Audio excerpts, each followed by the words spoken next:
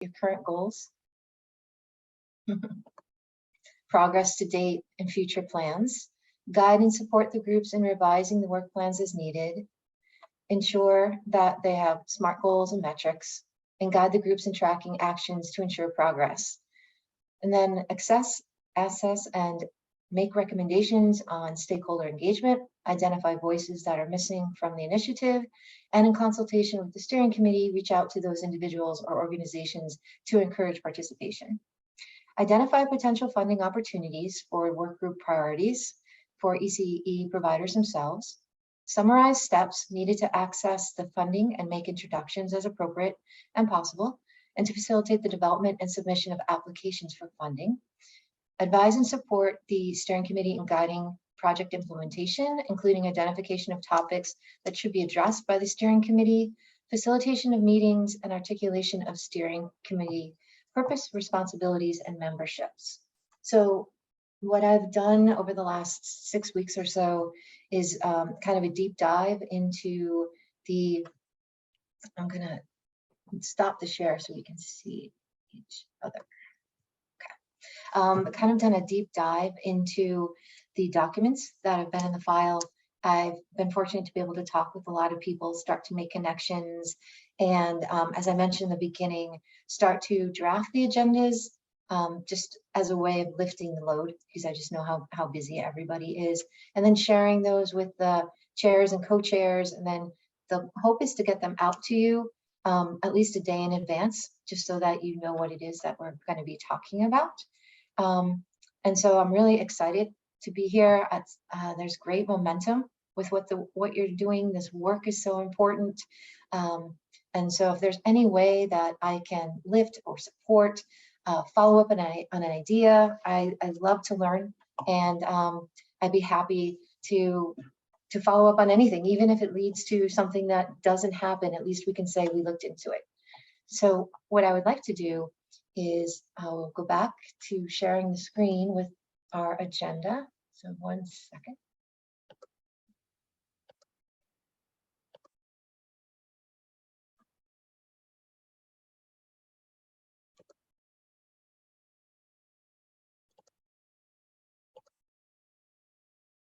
Lots of clicks involved in the middle of just sharing the page. Okay. And up to the top. And I would like to welcome Rebecca to this meeting. Good morning. Hi, everyone. And I would love it if you could provide us with information about the work that you're currently doing and might connect with the work of this initiative. In the beginning, I mentioned that there's a lot of great momentum, but where would you perhaps suggest we kind of put our energy into for the next couple of months? So welcome, and thanks for being here.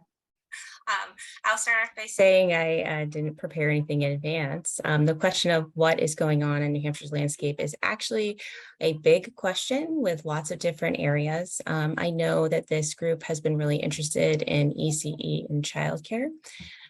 Most of you, actually by show of hands, I see Amy, I see Upper Valley FRC. How many people are familiar with New Future's work? Great. So most of you, there's a couple that aren't. So I am the Kids Count Policy Director at New Futures. New Futures is a nonprofit, nonpartisan advocacy organization. We work in a number of fields to advance health policy, but my field is focused on early childhood. The foundation of our work is the understanding that access to high quality childcare and other early childhood services is important for the mitigation and prevention of ACEs. So that's the intersection of health and early childhood and where we are rooted. I feel really lucky as a individual that works at a nonprofit. We do not receive any state funding, and our mission is based on improving the health and wellness of all New Hampshire families. So I feel really supported with a wide and strong mission that guides the work that I do. So we really at New Futures have 3 pillars of early childhood advocacy. That's increasing access to affordable, high quality childcare, increasing supports for a statewide system of family resource centers, and then expanding access to programs like home visiting that improve maternal and child health outcomes. So we have worked in lots of different areas and nuanced policy spaces, such as policies around increasing or decreasing food insecurity within our state, and then partnerships around specific programs for children's behavioral health. We now have a coordinator who does that work.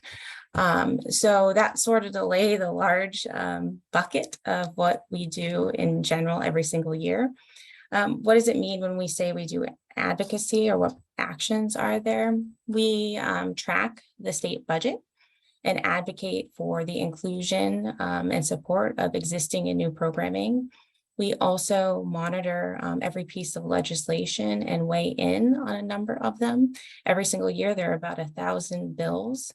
And every single one has hearing or multiple hearings. So that is vast work. We can't be the priority or lead on every bill that may or may not impact the areas that I mentioned, but every year we have about 3 to 5 priority bills. Those are ones that New Futures is managing, both the discussion with legislators on grassroots engagement and coordination of advocacy throughout the state.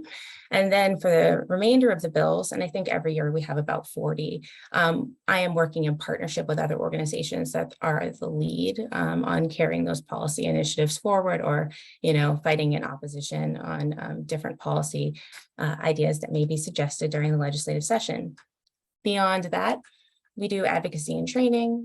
We have an early childhood coalition. We do information, in informational meetings, advocacy trainings, and then we are also the Annie E. Casey grantee for the state of New Hampshire, so we do data. And most recently, we've been engaged by the Children's Funding Project, which is a national organization to create a state fiscal map of all early childhood and youth programming. So this will be based on last budget session. It's a 12-month project, but the end result will be that we will have a usable document, and hopefully, some online tools that tracks all the state and federal dollars that come in on the state level. And eventually, the hope is to create, to be able to provide resources for localities to utilize that information to have a better understanding of where investments go for kids and families within our state. I'm going to pause there before I talk about what we are specifically doing right now, because there's a lot I can throw at you. For not being prepared. I appreciate that summary. I learned a lot just from what you were saying, and couldn't write fast enough because there's so much that you're doing, and that's wonderful work. I'll ask a question and then I'll throw it out to everybody else. In talking about the bills and the policy work, can you explain a little bit about the timing of that and how the initiative could work and partner with you in regard to pushing forward certain policies that would do the key things of this group, which is affordable, high quality childcare and supporting the professionals who do this important work? So there's a number of different ways. This year is an election year, so the timeline for filing potential pieces of legislation is longer than it will be next year. New Futures has been working with a diverse group of early childhood, advocates, not super huge, right? So people that generally are engaged in the work, but also engaged in advocacy and often are in Concord, or, have had past experiences around trying to navigate bills to kind of come to a collective consensus on some priorities for this session and then in the future. Well, that is not the only, those are not the only types of bills that, may be suggested next year. There will be an opportunity to engage with whatever priorities that are identified within that group. They're all about advancing access to affordable childcare and supporting ECE, and also, ensuring that we're supporting kiddos as well. So in my experience, and I've been in my role for about 5.5 years, how we have evolved to do successful early childhood advocacy is really collectively. So you can individually reach out to your senator or representative and propose a bill. And you can be sometimes successful in the navigation of that bill to be signed into law. But what has been most successful is working in coordination with both regional groups like this and statewide groups to figure out where your bills are aligned and do shared support. So time frame, we will likely have a proposed set of bills in September. The thing about New Hampshire this year that is a little bit complicating is, number one, it's elections, and there are tons of seats that are up for re-election or folks that are not running, especially in the Senate. So really knowing what the landscape will not be determined until after elections in November. We also have the state strategic plan for early childhood that is coming out in November. I say that as we usually like to have the idea of the universe of what we are going to prioritize in early fall. This year, I think that there may be a lot of placeholder bills, some bill language may change, et cetera. The process works that you usually have a sponsor, whether it's in the Senate or the House, that you work with on a piece of legislation, the language behind it, the ideas and concepts.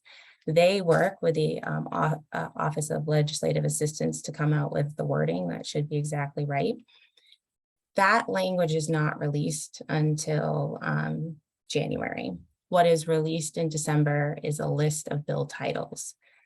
Bill titles generally give you a feeling of what may be in the substance of the bill, but you don't really know until the session starts. So one way in which you or this group can collaboratively work together is, communication and engagement with other organizations like myself. I see Deli's on here, SCAN, the coalition that we're bringing together to understand where the bills and ideas that you are thinking of are aligned with what we're working on, where we can work to support each other in those efforts, and maybe that they're the same efforts. So it's a lot of communication and talking, and then, understanding what is going on in the state right now. We know for sure that while it's not legislative, there's administrative advocacy around the state's plan to support the early childhood workforce. So that is the report that came out as a result of Senate Bill 446. You may have all seen that was sent to the governor in June. So, advocacy and understanding of, what may be funded out of that is also important. I should have mentioned in the beginning, when we think about advocacy, we often just go right to the legislature. The legislature is very important when it comes to the budget and, adjusting, changing, creating new programs, but there is a huge amount of advocacy that is not in the legislature. So that is, building strong relationships with the department, figuring out what can be done through administrative rule change and doesn't require legislation, or what can be done at the local level, that is different than what may be a state led initiative.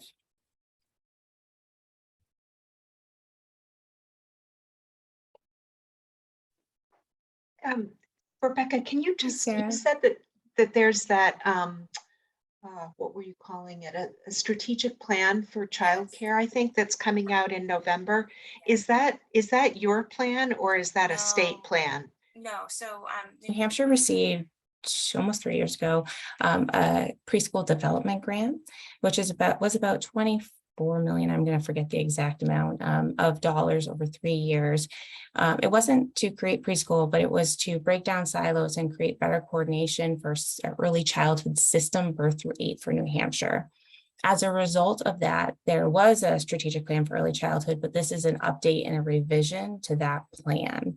I am familiar with it because I sit on the Council for Thriving Children, and I am on one of the steering committees and sub committees that are working on some of those initiatives. I know for certain a lot of information is on the website, and I'm writing myself a note that I will pop that into the chat when I'm done talking. And also there are going to be public feedback sessions, both virtually and in person, that folks can respond to whatever's in that plan. There is a consultant that is working on building that. So I participate as a voice, but not as the drafter or, there's been a lot of feedback from different groups and individuals that have come. The council is a large body. That state plan for early childhood is going to be important. But the caveat in saying that is very important. It'll likely include many of the things that we all want for kids and families, but it is not an authoritative document. It is going to have recommendations, and that is where it'll be key for our advocates to take it to the next step. It's hard to know how much may or may not be included in this year's budget, but definitely as a place for foundational work. I know there'll be aspirational goals and then, strategic initiatives that folks will want to start to work on to achieve those.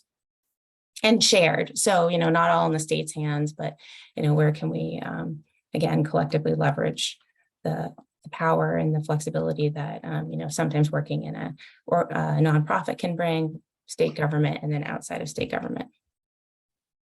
That's a very windy answer. That's very helpful. Thank you. Yeah, I should tell you all, I have so many hats. I am the parent representative on the Council for Thriving Children because I'm the mom of 2 young children. I also am the chair of the Wellness and Primary Prevention Council. So the WPPC is the body that tries to advocate for a system of primary prevention, but also does the quality designation for family resource centers. And then actually, FSNH, you may know, is merged into the Children's Trust. So I used to be the vice president there. And then I'm on a number of committees and councils relating to grand families and things like that. So I spend a lot of my time trying to coordinate and engage with various groups throughout the state. That's terrific. I was wondering, I believe in one of the work group sessions, a person from Let's Grow Kids talked about how they surveyed people who were running for office to try to find out if they are proponents of early child care initiatives. And in that sense, initiatives like this one and others could get the word out about a particular person who's running and their platform. Is there anything like that happening in New Hampshire over the next few months? I think that Deli might be able to speak to that a little bit better. We do not do anything that is related to any C4 work, so anything that could be deemed electoral. So we often do not poll candidates, but we'll work with organizations like SCAN who can engage in C4 work. So we can engage in electoral work where that would be outside of what our grant dollars allow us to do. We can do things like encourage voting and stuff like that. I do believe that there will be one thing that New Futures can do, and we engage with partners in, is when we have a candidate discussion. So if you invite, both sides or all candidates to come, and you can pose questions about early childhood initiatives, how important it is, that's a really wonderful opportunity that stays in those lanes. That is something that, New Futures engages in with lots of partners. And if you're interested in it, we could, think about doing something in your region to lift up and help determine, what candidates really have our kiddos in mind and our ECE teachers and providers. Great. Other questions for Rebecca? Thank you so much for joining us. I'm hoping that you can continue to attend our meetings, because I think your insights and others are really important. And I know that this is a group that's seeking action. And so whatever we can do to kind of go in that direction in working with other organizations and groups to get the word out and really push hard for this, I think is really important. So thank you so much. I appreciate it. Yeah, no problem. And if you have a specific question, just, beforehand or comes up in other discussions that you're having, let me know. I'm happy to come with some answers or some additional questions for you all. I will let you know that I have to leave by 10:15 unless you have, I don't know how your meetings are run, but generally I'll hold off some time if you send me the schedule ahead of time for when you would like me to join. Perfect. And did you put the information into the chat so that we can copy paste it? And I know that that'll be a great resource. So Great. I'll put a few things in there. yeah. Rebecca, one question I have is, I was trying to connect with Christina at DHHS because Sarah and I had connected with Christine, the deputy commissioner of Ed, a couple of weeks ago. And I might send you an email and head out to Concord and have us all kind of potentially meet together just to have a conversation about which ways that I can learn more about what's happening. I know there's a conversation of a potential department, something about more specific in New Hampshire, which I think would be great, because one of the barriers at times that I'm hearing is for people getting into the profession. It can be confusing with steps they have to follow to get into it. So I will be in touch with you, and hopefully we can all connect. Yeah, that would be great. Great. And I'll put some information in the chat for you all. Perfect. Thanks. Yeah, the only other thing I was going to say is, I think is what's helpful for this group, because it's a combination of employers, parents, ECE providers, and so on, that there's potentially, good voices to join those advocacy efforts. I know the letter that came out couple of weeks ago. I think it was, I can't remember now who originated it. Was it Moms Rising, maybe?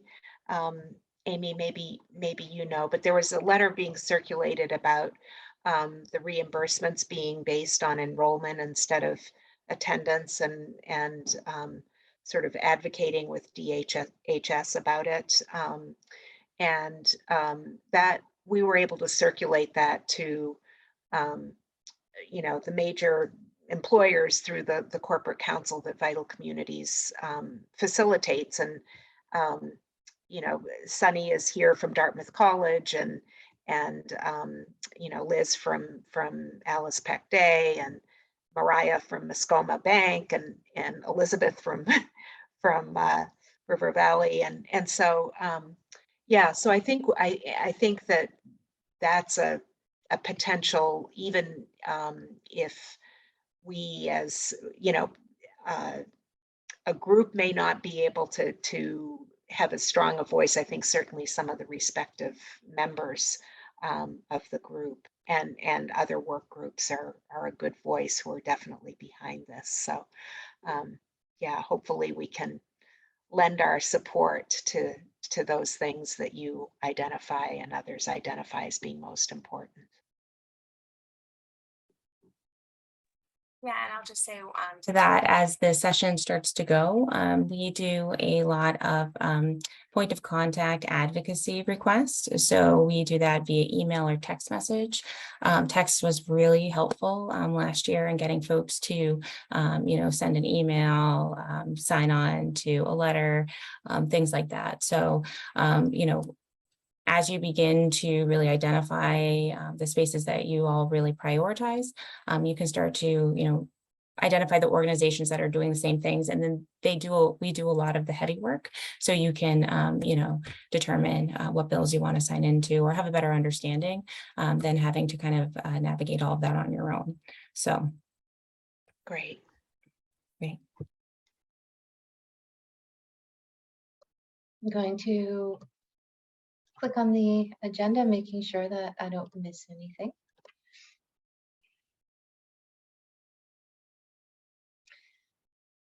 So what I'd like to do is, with your help, review some of the information that kept coming up in the various documents. So I know how best to support you, and we can begin to figure out our own action steps over the next couple of months. So I know that this initiative is based on the collective impact model. So that's having a common agenda, shared measurement, mutually reinforcing activities, continuous communication, and also a sense of backbone support. And I'm sorry, it's a bit blurry. I'm gonna get the originals because this is like a copy paste, and sometimes off of a PDF, it doesn't come up as clean as I would like it to. And then what I did was I went back into the notes and found this graphic from 2022.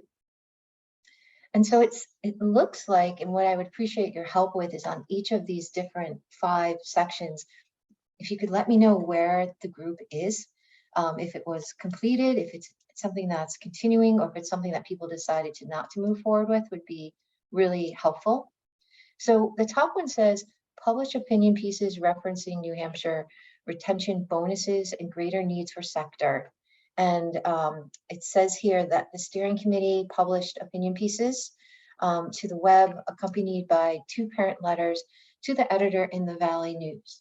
So is that step considered finished, or it's ongoing? Just, can you guys give me a perspective of your thoughts of that goal?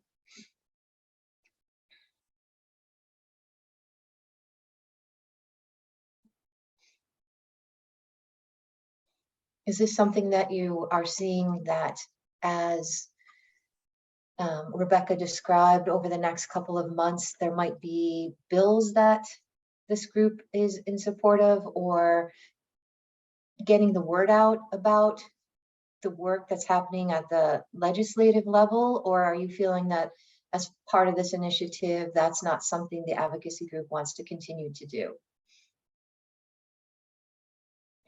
I feel like it's something that's important to do. I know that we ran into the opinion piece was not published in the Valley News. It was submitted to the Valley News, but not published. The letters to the editor were. And I also believe that where it references the New Hampshire retention bonuses, that may have changed some with the change in, the most recent recommendations that were made in, this summer, that we don't know where they'll go as far as developing the workforce. That came out of that. Okay.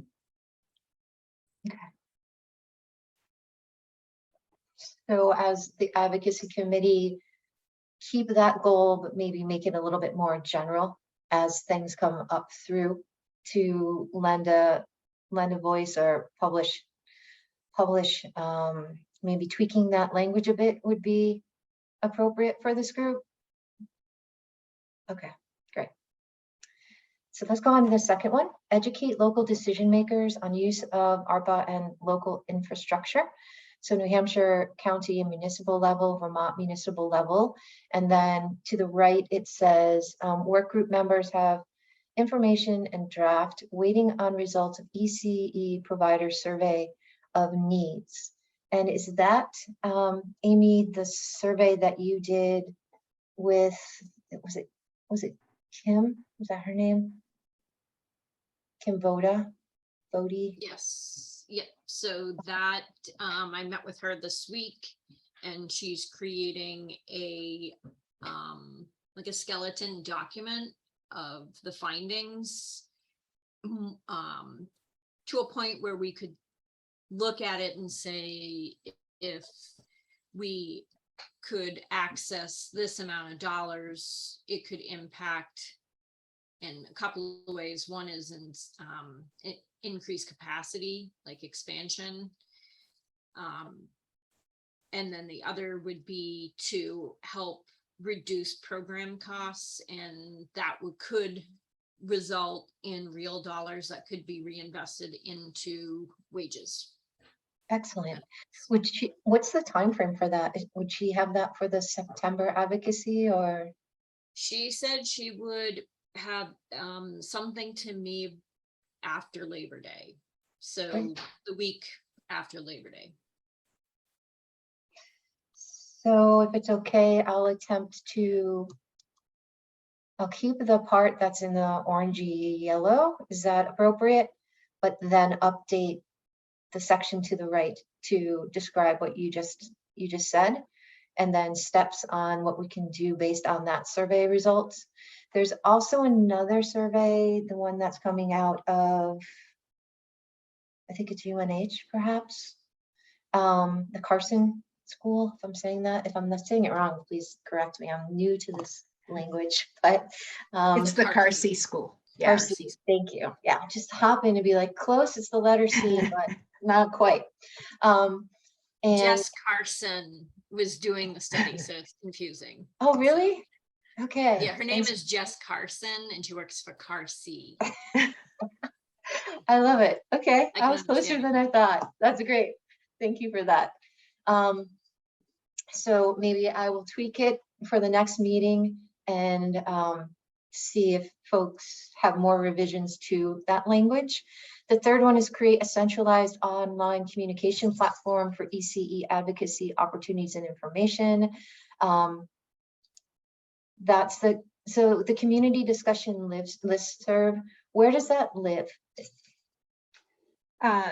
That's with Vital Communities. I mean, it's one of our community discussion lists, and my hope is that Esther Palmer, the ECE coordinator who we're hiring to work with Joanne and who starts on September 6th, will really be able to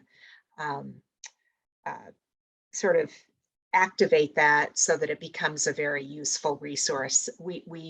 People are using it, but we need to get more information out, particularly on advocacy opportunities, but also on things that are happening.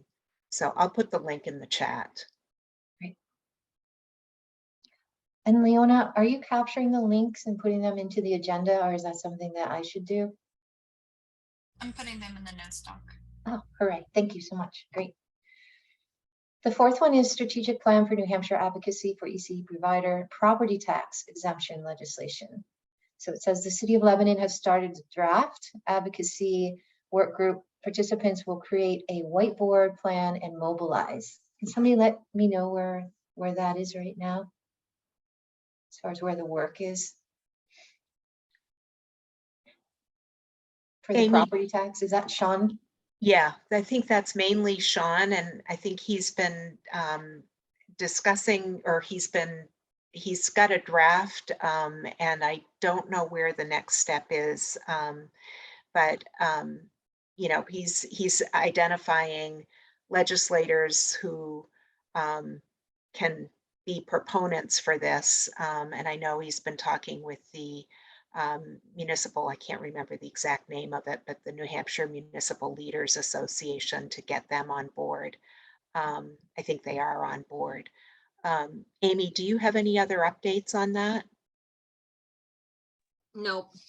No, I think he was, I'm confused now, but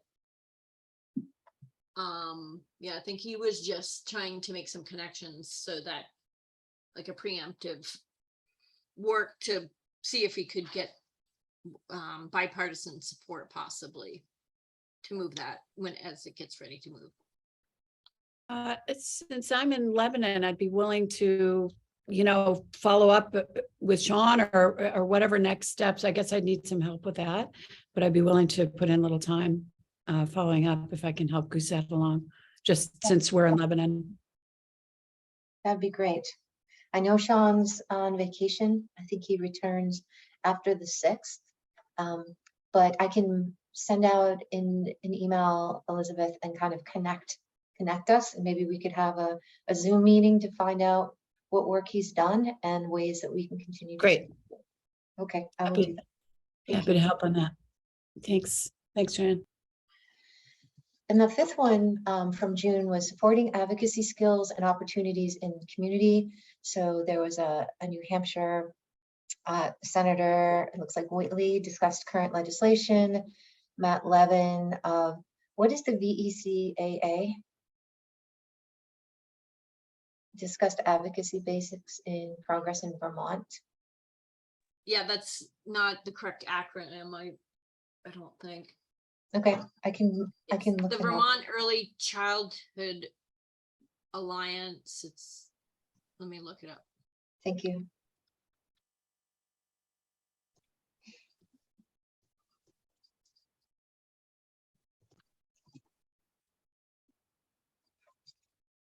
VCAA. Oh, you got it. I was just right. I've only seen it in lowercase letters. Yeah, it's a Vermont Early Childhood something Okay. Advocacy Alliance. AA, Advocacy Alliance.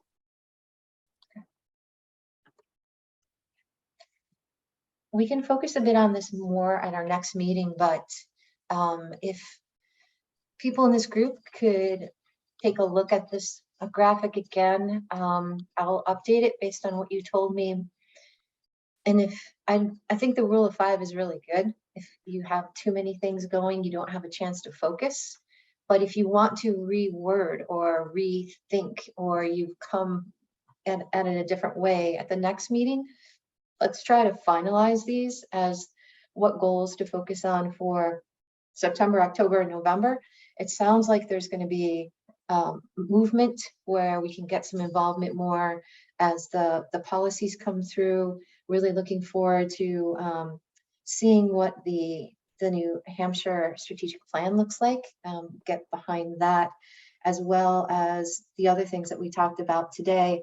And I think besides the Valley News, expanding where to get the word out. Not sure how many people read the Valley News. It definitely is an anchor in the Upper Valley to get information, but there are possibly other sources, including the Valley News, to get information out, and people energized about this work too. So if you have thoughts about that, feel free to let me know. Anyone have right off the top an additional goal or thoughts that you want me to capture today about this work group? Okay, that's fine. Regarding potential expansion of stakeholders, I met with Tracy Hutchins, who's executive director of the Upper Valley Business Alliance, and she is willing to be part of the advocacy committee. And we talked for over an hour about what I'm learning being part of this group and the connections that she has to support the different things that we've talked about. I think that she'll be a great addition to the group. She was connected to this at some point, and I'm just kind of bringing her back around. But she mentioned one thing that would be great is if the steering committee could put together a short list of urgent matters that would connect potentially with the Gopher funds. She meets with the person who oversees the Gopher funds. And so some of the things I was talking to her about, she's like, okay, like if you get a really specific list together, Joanne, I can push that out. You can meet with that person with me. I explained to her just my own experience becoming an LLC, and that myself, I filled out the form wrong. There's a lot of acronyms on that. And just I drove out to Concord because I wanted to talk to another human being and make sure that I was doing it correctly. And wondering if there's ways that we could make it easier for people who want to kind of open their own business, make it more clear. And also talked a bit about the visa conversation that we had, and small loans, talked about that. And I don't know, I'm going to close this out, shop share, so we can see each other. Mariah, hi, nice to meet you virtually. Hi. It one of the questions that I have in my mind is multiple times I've heard about if a center or a home setting could add a bathroom, that equates to about 10 more children, but it's difficult to get those loans, or that the cost of it is so high. And I'm not putting you on the spot, I'm brainstorming out loud, which can be dangerous, but are there ways that we could think about this particular group of professionals that if they were seeking a loan to do that, there could be something done that makes the process easier? Or I know you can't control interest rates, but something along those lines. And I don't have an understanding of banking except my check gets deposited and I take it out. So if you could explain a little bit, I would love to learn a bit more.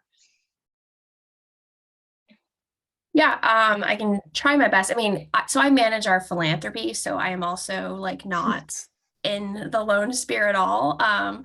But I mean, I think it's definitely something that could be talked to a loan officer in our loan servicing department about how to do that. I mean, I would say most of the community banks in this area, but specifically at Mascoma too, like people are always willing to talk and try to figure out easier ways because we want to make it as easy as we can, but obviously there's regulations that we have to abide by as well. So I can't answer it specifically with detail, but I think it's definitely something, it's a good thing to think about. And it's something that I think would be worth a conversation to see it, what can we do to kind of think a little bit outside the box and be a little bit more creative, which we try to do when we can. I've heard that about Mascoma Bank, and I believe the renovation over at Mascoma itself. I remember hearing positive things, and that was my connection as being superintendent in Lebanon. Just thinking about some flexibility, maybe even reaching out and letting people know that this could be a potential opportunity. Is there someone that perhaps you could connect me with to follow up on this idea? Yeah, I can connect you with someone. I'll have to think a little bit about who that is because our loan area is very large, but that would be fantastic. Even if I could just learn more, because it keeps coming up. And so if I don't hop in and try to investigate it and find out what Right. doors might be open, we're just going to circle around a bit. And once again, I'd like to learn about that kind of process. So that would be fantastic. Thank you. Other thoughts about people that you might think of to add to this group, or anything along those lines for that item? I just kind of piggybacking on what we were just talking about, the work we've already done, kind of looking at what the possibilities are for expansion, and then other ways, creative ways to reduce expenses so that you can find real dollars to put into wages. The ECEA is committed to exploring that work. So we have started that process of kind of really cherry picking out the pieces of that survey that kind of match up with this idea that there's ARPA money left over in Sullivan County and Grafton County. There may be funds on the Vermont side that we could tap. The other thing is that in the Vermont, in the New Hampshire press release for DHHS for their recovery plan for childcare, there's specific language related to, one-time grants for support for expansion and lowering mortgage costs and things like that. What we want to understand is what's out there. One of the barriers that I was brainstorming with a partner yesterday is that, it's timeliness, right? And then what would be the next steps if we were to do this? And it's really finding a contractor to give an estimate. Like, we have no idea. Is a bathroom right now $3,000 or is it $17,000? And in individual spaces, is it too much of a barrier? So filling out the application is silly because it would cost too much. So we were talking about like just kind of big ideas out there. If we were able to find this person that could, like a contractor or a retired contractor, somebody even pro bono contractor that would be willing to do estimates so that we could put some better numbers. And of course, an estimate is an estimate. I mean, lumber could go double tomorrow, but if we could get an idea of what these things cost, then we would already be months ahead of where everybody else in the state would be tapping that money. So, if everyone's looking at this pot of $3 million or whatever toward this one item, if our Upper Valley providers had cost estimates in hand, that would put us in a better position to access that money. But what we need is that person. Like, who do we need? What skills?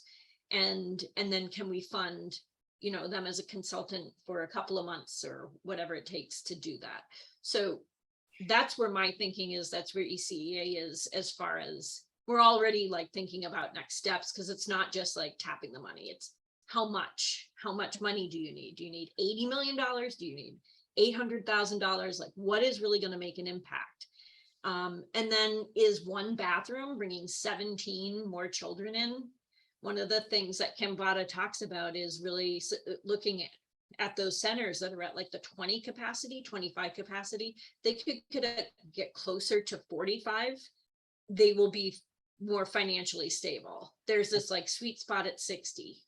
So there's like the numbers of the field, like you need so many kids and so many staff, and it costs this much, and you have this much left over.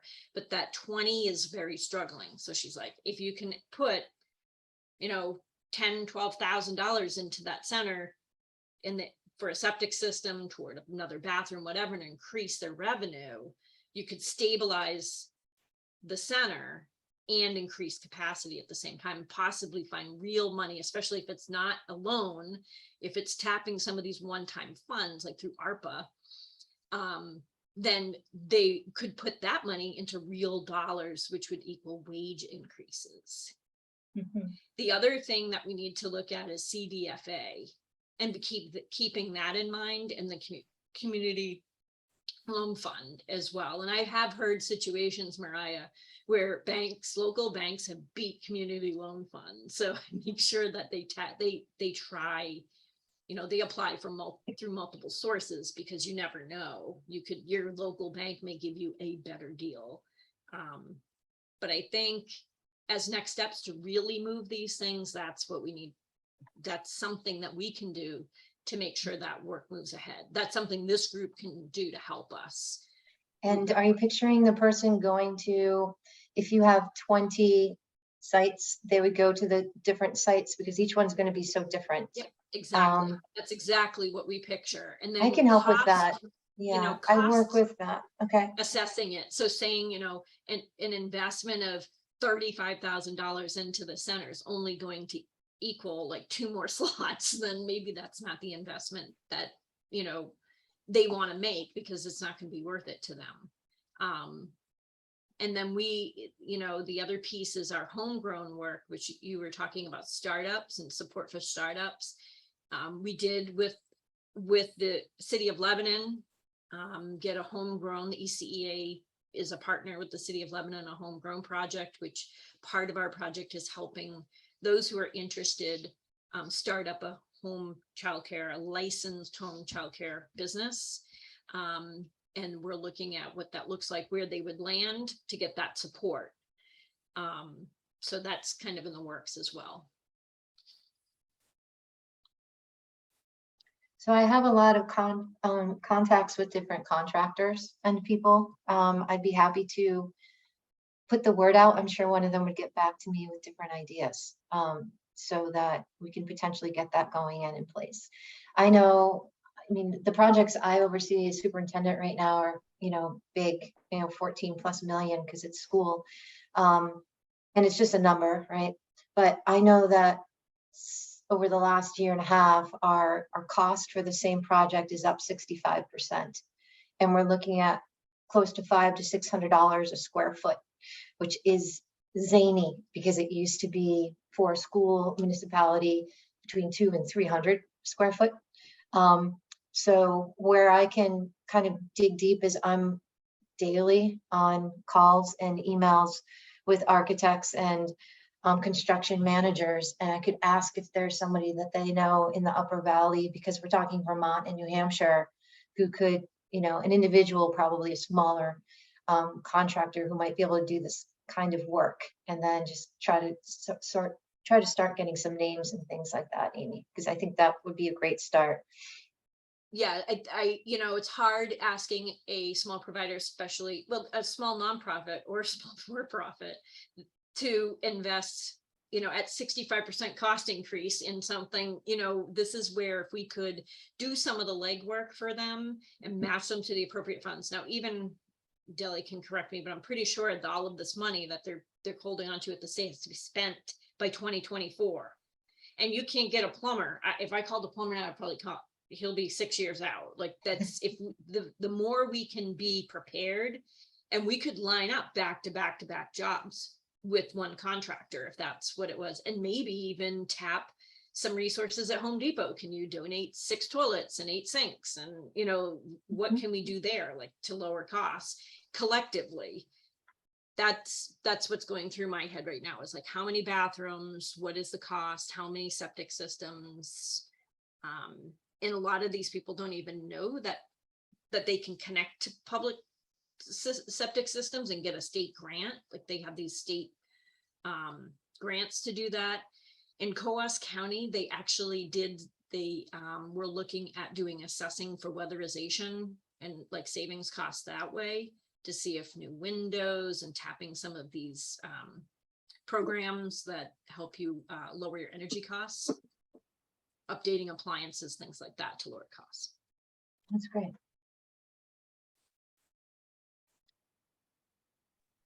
I don't know if it would be any help, but we're expanding by 4. We're planning to expand by 4 classrooms in the next 12 months. And the costs are astounding. But anyway, we'll have a design. It's based on our existing design, but if it would help to contribute that, like, for example, I could cut and paste our design for our little bathrooms, you know, and you could say this is approved in the town of Lebanon, you know, and make it an easier thing. I don't know if that would save anybody any money, but it's not a big help. Finding the help is going to be the hard part. But if that saves a minute and $1, we'd be willing to contribute that. That would be great. Another thought is whether, Vermont Technical College might have, I don't know if they do contracting courses or anything related to construction, but if we could get maybe students working with a professor, make it a school project where they'd be learning and going around. And Pat Moulton, who used to be the president of VTC, is on the corporate council. So if it would be helpful, does anybody know if Vermont Technical College offers courses along those lines? I don't, but I could certainly ask her. That sounds Yeah. great. Yeah.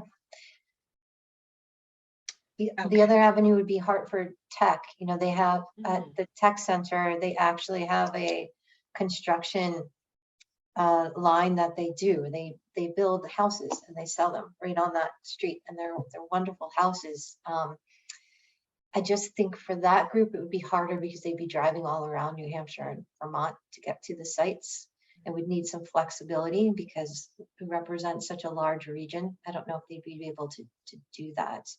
But connecting with the college, there would be more flexibility for those students, I think. Great.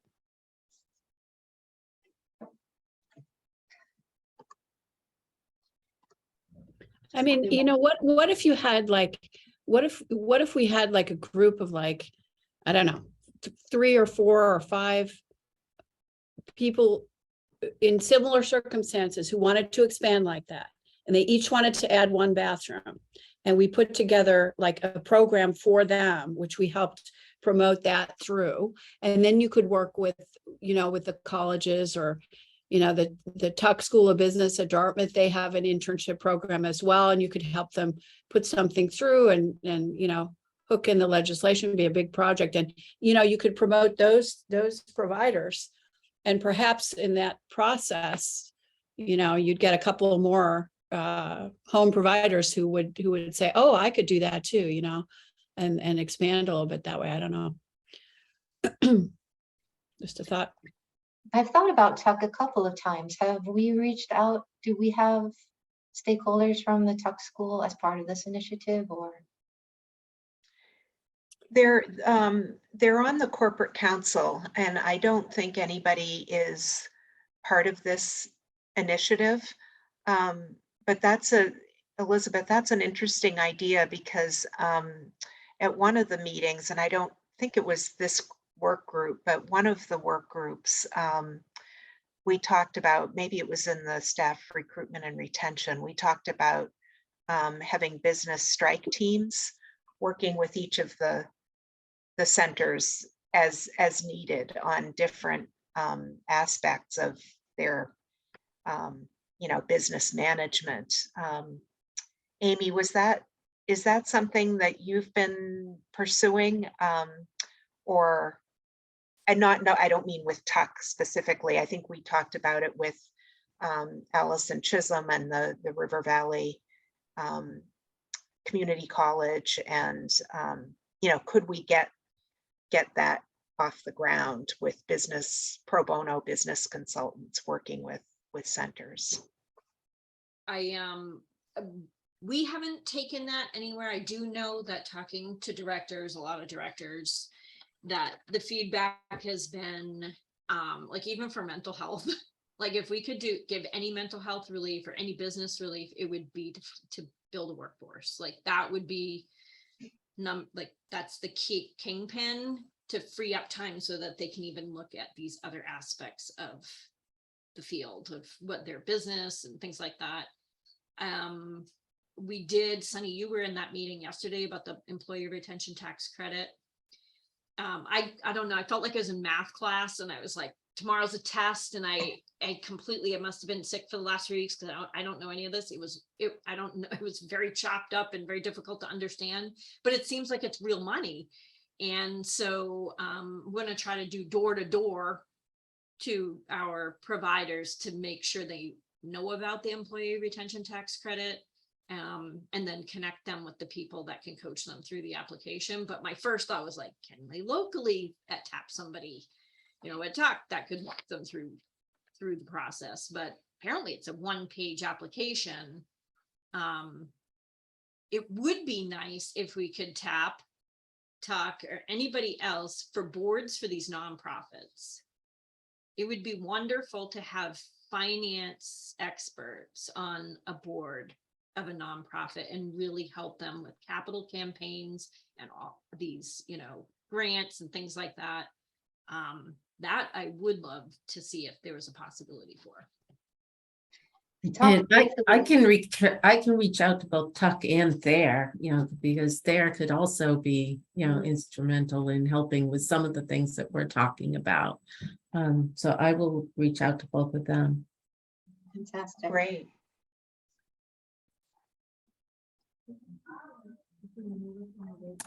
I also mentioned a little bit of that to Tracy. Is there a person in the Business Alliance that might be able to support early childcare providers with different functions of their jobs from a business perspective? And wasn't quite sure which group to go to ask that question. I thought it would be the recruitment and retention group to narrow down specific areas where people getting into the field would need help, because I talked about it in a very broad sense. But she said certainly, besides the concept from the steering committee of potential gopher fund, if there's a way that the Upper Valley business partners could support early childcare, she would push that information out to that group. So I was going to bring that up to the recruitment and retention group to ask for more specifics. Great. Joanne, I was actually thinking this earlier when you mentioned something, but if we had a plan like this we land on a workforce strategy plan, and we land on this, possible lowering, expenses and expansion plan, and go out, have this like pitch ready to go out. Because I'm thinking like the Kiwanis and the Lions Club, and like, even if it's $2,000 here and $5,000 there, like this, so that Mariah can go back to Mascoma and say, here's this plan. Do we want, does APD want to get in? But we need these plans. We need to have some sort of a formal pitch with a sort of price tag, so that we can go out and get the word out, and not just like listservs, but maybe we can go to meetings. We can go to these local groups, business groups too, that meet, and just put, here's a couple of solutions. Are you interested in getting involved? Whether it's their time, volunteer time, whatever. Absolutely. And maybe part of this work that we do in September and October is we'll have these 5 big ideas, but underneath them, let's get rolling on the specific plans. So we talked about 3 or 4 today, one about Gopher funds, one about financial resources, one about getting a contractor to be able to give estimates, and this one kind of talking about finance experts and summarizing all the data that we have in a very concrete, proactive, we need your support way. I think that will get people coming to the table. And that's what Tracy was talking about too, was that there are people who want to help, but they're not always quite sure how to help. And if it's coming from your voices, because we're all really quick to run in and fix something, but the fix might not be what the early childcare providers really need. So articulating what are the top things that are needed, I think that we could we could really start moving this forward in the next couple of months for sure. So if we could think about that for the September meeting, I will tweak that graphic, and then while we are, just going about our daily stuff, kind of keep it in your head what would be great to articulate and get moving on it. I think that would be fantastic. Other things you wanted to talk about before we go into other business? I just wanted to mention one other thought I had related to the contractors. There's an organization up in Burlington called Vermont Works for Women, and they provide technical training to women to go into trades. And I don't know if they know of sort of female contractors in this area who might be able to sort of, since a lot of childcare providers are women, might be able to, devote their resources, their time and energy towards a project like this. Excellent. Yeah. That was Vermont Works for Women. Yeah. I will contact them. Great. So Deli put this information up about a starting at 0, which is going to be hosted by Laura Knoy, and it's going to be a panel, and it talks a bit about what Alabama did to get this going. It's going to be in Concord, September 26th at 6 p.m. And the event's free, but it does say that you need to register. So anyone who's interested in this, there's the link to be able to attend. I think it also shows that there are a lot of people who want to see things happening and change, and being able to connect with folks is incredibly important. Talking about strike groups, I think this is the time that it's on everyone's mind, and that we can really get some of the things that you've been talking about going. So for the next meeting, September 9th, we'll determine the goals and timeline for September, October, November, and December. Our next meeting date is Friday, September 9th, once again at 9:30 a.m. And is there anything people want to add before we end the meeting today? Hi, everybody. This is Deli. I am sorry. I am in bed with COVID, so I am off screen. So I apologize. But this has been a great meeting. A couple of things I wanted to touch on. You had asked Rebecca about endorsing candidates, and we at SCAN can do that. So we put together a questionnaire, 7 questions for the 41 folks who are running for state senate, not the incumbents, just the newbies. And out of those questionnaires, we selected 7 state senate candidates that we are going to endorse. We endorse on 3 different levels. Tier 1 is our top endorsement.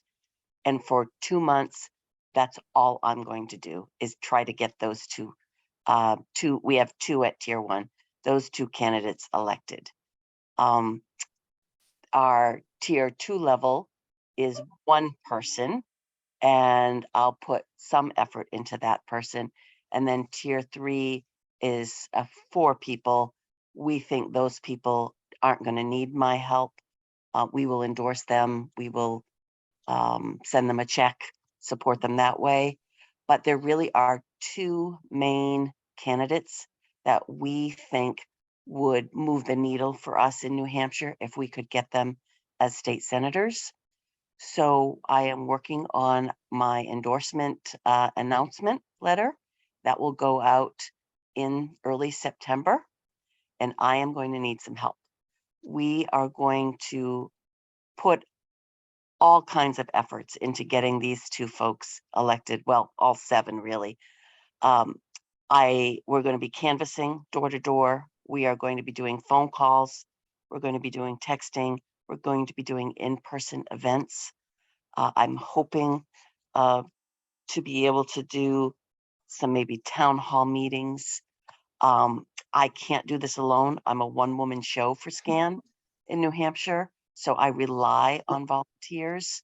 So if you have capacity to be a part of that for me, I would love to. I know some of you in your role can't. I've never canvassed before, so I'm going to hold a canvassing workshop for volunteers on September 13th. This is serious. We have got to change the landscape of the voices in Concord, right? If we really want to move these initiatives forward. So I appreciate that my company is investing a lot of resources and my time into positive results in November. So I will, well, actually, you guys all have my email address.